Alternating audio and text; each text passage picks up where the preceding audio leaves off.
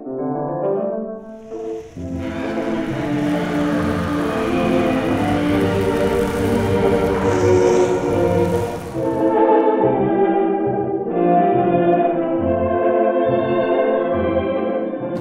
YouTube haunters, Brad Goodspeed here.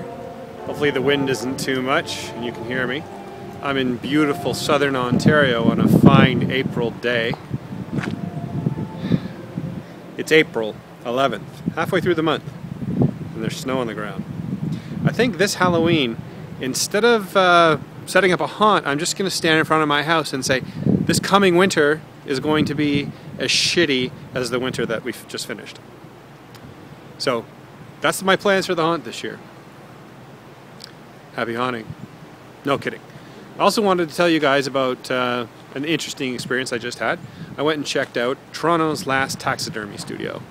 I want to show you some of that footage because taxidermy, unfortunately, is a dying art form. At least here in Toronto, people don't want it anymore. In rural areas, it's still apparently going strong. But this shop had all kinds of great stuff in it.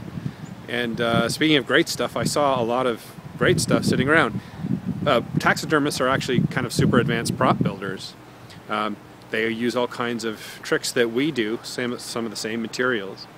But with a whole other skill set of cleaning bones and all the rest of it.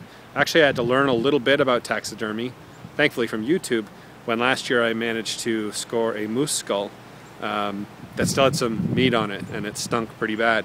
So I had to employ some techniques, some of those techniques, boiling a huge moose skull in my backyard. But taxidermy is an amazing thing to put in your haunt. I got the idea from Jason and Melissa of Haunt Ventures, who brought a stuffed fox to one of the pub nights for the Canadian Haunters Association.